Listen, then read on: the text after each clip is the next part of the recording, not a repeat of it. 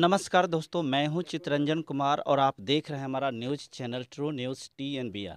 और आज मैं हूं जहानाबाद जिला के जहानाबाद प्रखंड के सिकरिया पंचायत के अंतर्गत कड़ौना गांव में।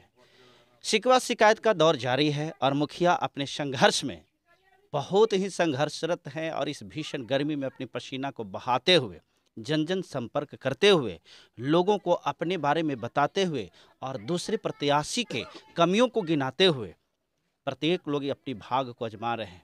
देखते हैं इस चुनावी समर में कौन लोग ऐसे होते हैं जो इस दंगल में बाजी मारते हैं और कौन लोग हैं जो पिछड़ जाते हैं।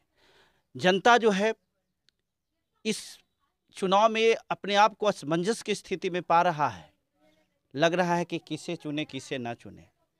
फिर भी प्रत्येक जनता के माइंड में एक छवि, एक विचार, एक व्यवहार और एक विकासात्मक सोच जरूर बनती है।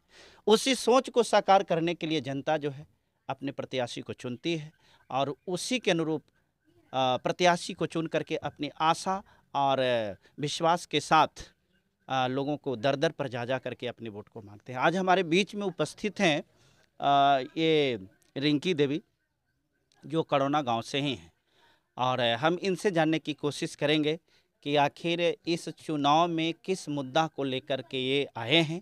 चुनाव जीतने के बाद इस पंचायत के लिए इनकी तरक्की का रोड मैप क्या होगा और इस पंचायत के जनता आखिर इनको वोट क्यों करें। मैडम, सबसे पहले आपका हमारा चैनल में स्वागत है। जी बहुत बहुत धन्यवाद।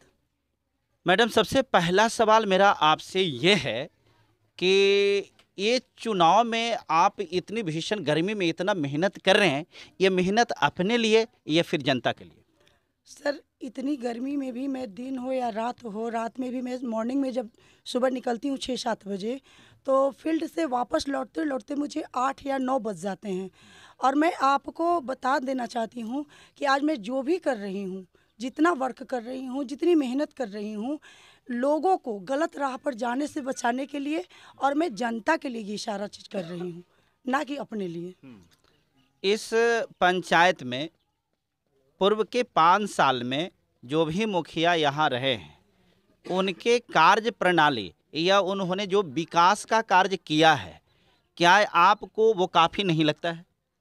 हमारे लिए तो गिनाया जाए तो काफ़ी क्या कि जीरो है। जहाँ भी उनका काम है आप खुद भी देख सकते हैं, लोगों से भी पूछ सकते हैं, उनके कार्य जो भी रहा 5 साल के अंदर, हमारे ख्याल से जनता संतुष्ट नहीं है।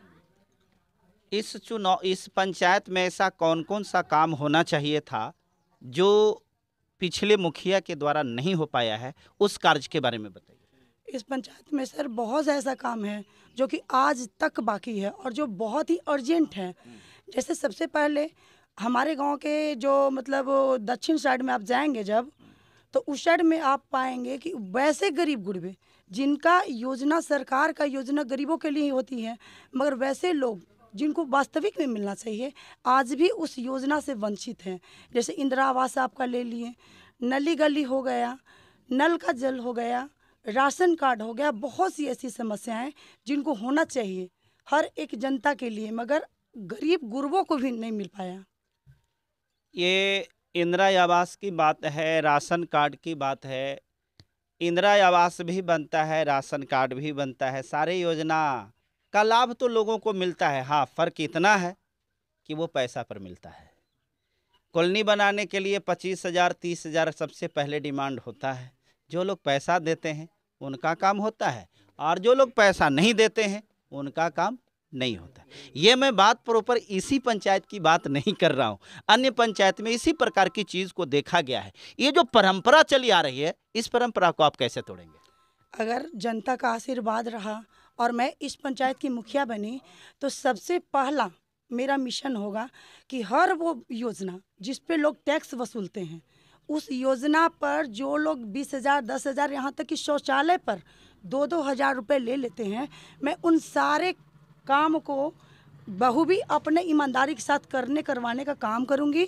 और जो लोग भी इस चीज़ में इन्वॉल्व हैं, चाहे आपका पदाधिकारी ही क्यों ना हो, वो सब पर एक नकेल डालने का काम करूँगी। जितने लोग पैसे लेते हैं और तब काम करते हैं, उन सबको मैं ख़त्म करने का काम करूँगी। पंचायत में ऐसा देखा जाता है कि पंचायत से ही भ्रष्टाचार की शुरुआत होती है और यही भ्रष्टाचार प्रखंड में पहुंचता है, जिला में पहुंचता है, राज्य में पहुंचता है और इस प्रकार से देश तक पहुंच करके अब देश खोखला हो जाता है। इस देश में मैं अगर बात करूं तो एक कदम भी बिना भ्रष्टाचार के, बिना पैसा के और बिना पैरवी के कोई भी काम होता नहीं है। फिर भी मैं एक बेस मानता हूं शिक्षा को।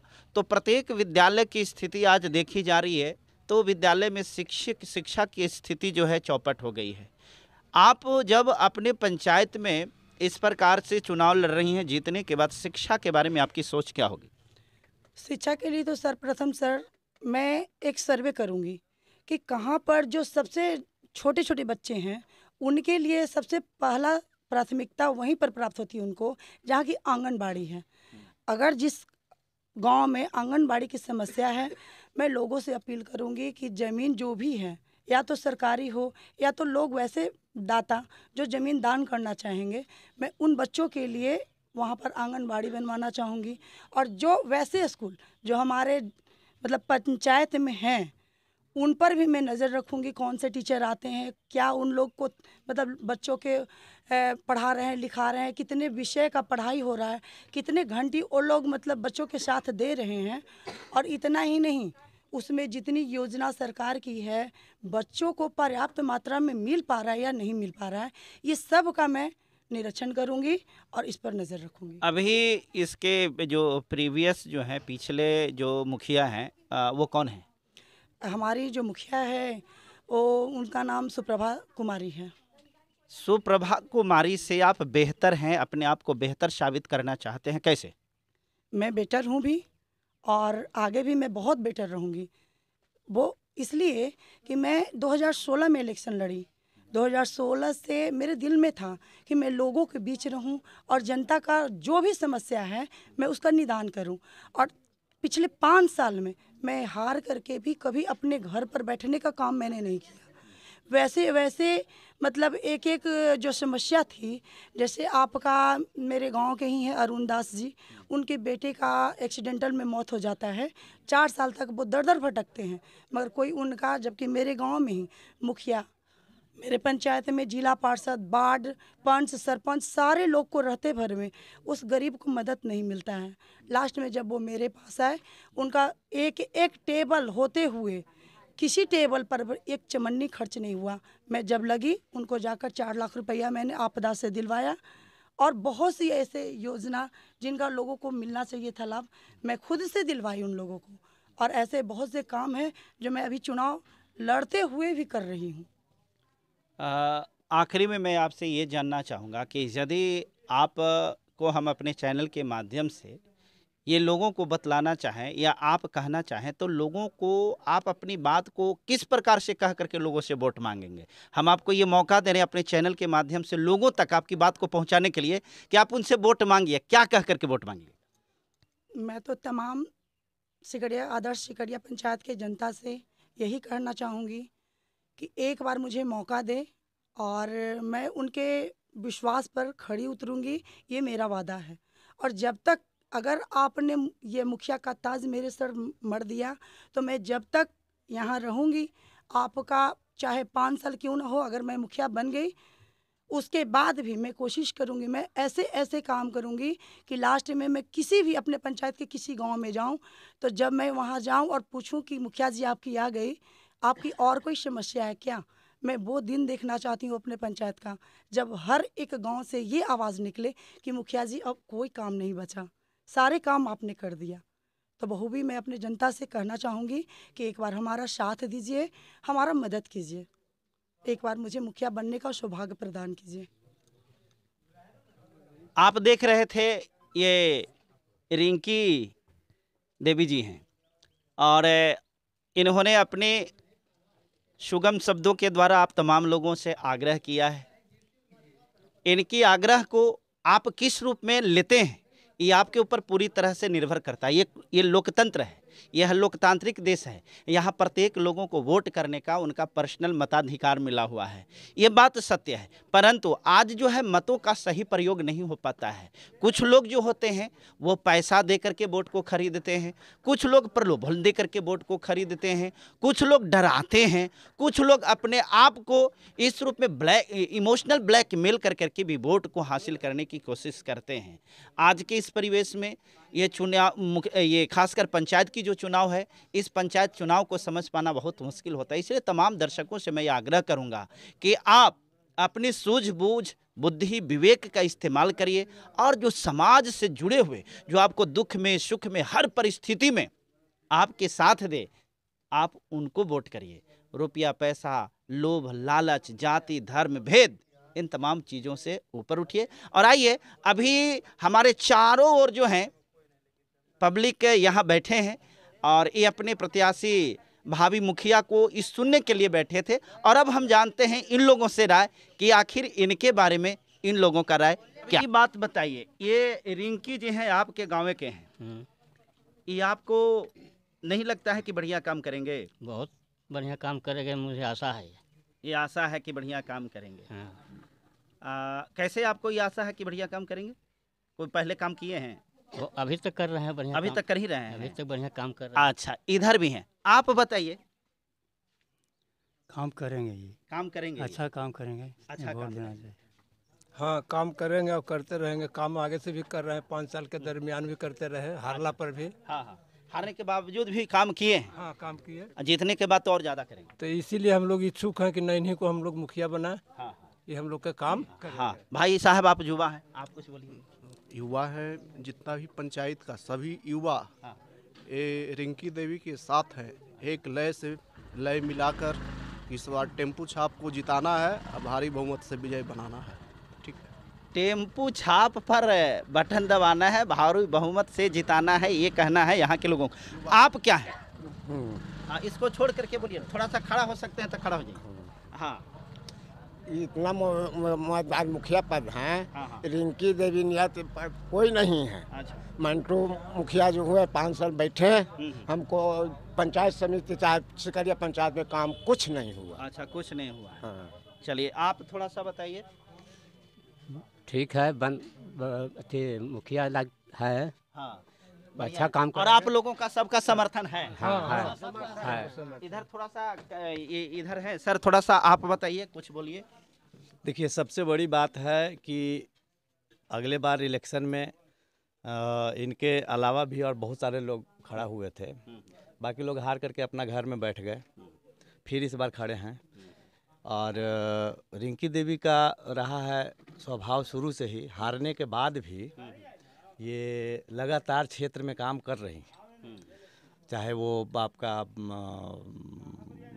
राशन कार्ड बनाना हो या किसी का आपदा में किसी का एक्सीडेंट हो गया हो, कुछ हो गया हो तो उसको मदद करना हो, या ऐसे भी सारा सुख दुख में ये 5 साल से साथ हैं, हारने के बाद भी।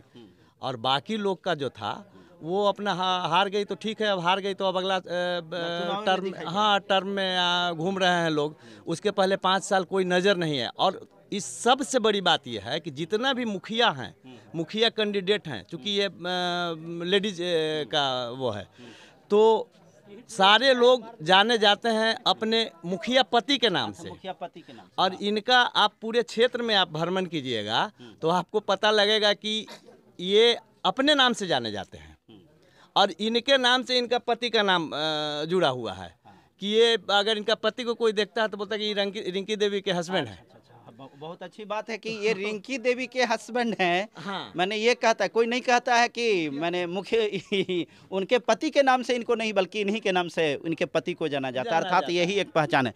आप बताइए, आप इस पर क्या कहना चाहेंगे? आपके क्षेत्र से ये हम लोग रिंकी देवी के अथी है।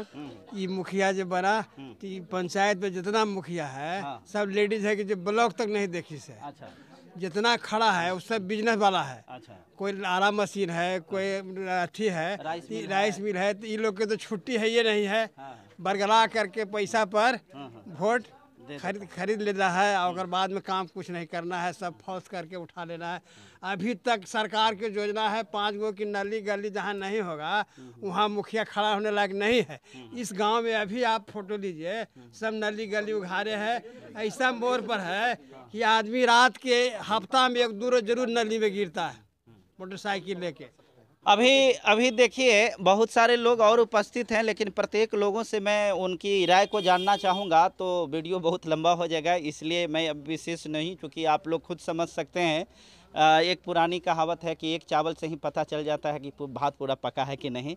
इसलिए इतने लोगों से आप आइडिया लगा सकते हैं कि ये कैसे प्रत्याशी हैं। और यहाँ जो और शेष कार्य किया गया है विगत 5 साल में जो मुखिया थे, इन लोगों का कहना है कि थोड़ा सा उसका भी सर्वे कर लीजिए कि काम किस प्रकार से विकास का हुआ है। हम कोशिश करते हैं दिखलाने का। भ्रष्टाचार हुआ है 15 साल के दरमियान में कि कोई वर्णन नहीं है। सरकार आत्मा एकदम कलप रहा है।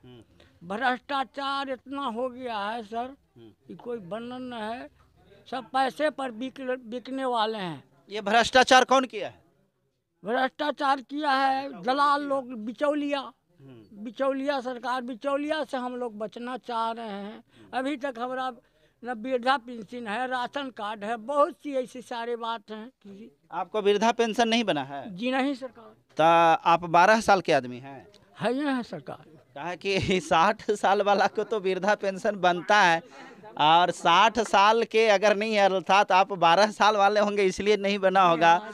अच्छा, कॉलोनी आपका नहीं बना है? जीना सरकार। कॉलोनी नहीं बना है तो एक मतलब आपके घर में ताजमहल होगा? जीना है सरकार। वो भी बात नहीं है। आप देख सकते हैं कि गरीब आदमी की ये व्यथा है। ये अपनी बात को बेचारे किस रूप में कहना चाह रहे हैं, इनके शब्दों को मैं शब्द में सिमट नहीं पा रहा हूँ। इस प्रकार की स्थिति है। अब आपको ही सोचना पड़ेगा कि आपके पंचायत का विकास करने वाला सही व्यक्ति कौन हो सकता है। चुनिए, मुखिया को चुनिए, बिजनेसमैन को नहीं। हाँ, ये पूर्व काल में जो काम हुआ है ये आप देख पा रहे होंगे। ये दीवार से सटे नाली बना हुआ है और नाली जो है दीवार को छोड़ करके यूं लग रहा है कि खेत की ओर बढ़ रहा है। और हम आगे बढ़ करके आपको और दिखाएंगे कि इस स्थिति में इन तमाम जगहों पर हैं और बहुत तरह के ये डर लग रहा है कि हम भी कहीं गिर न जाएं। और ये यहाँ से लेकर के यहाँ तक की सारी स्थिति यही है। और ये भी हम बता दें कि इसका बेस जो है इतना कमज़ोर है कि आप देख सकते हैं, स्पष्ट आप देख रहे होंगे कि कैसे इस नाली को बनाया गया है। इधर साइड से दिखलाया जाए तो इसका कोई सपोर्ट नहीं है।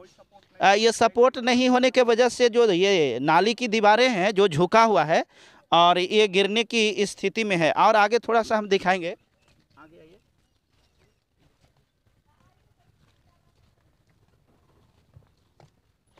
और ये देखिए कि आगे में जो है घर है और यहाँ भी एक घर है।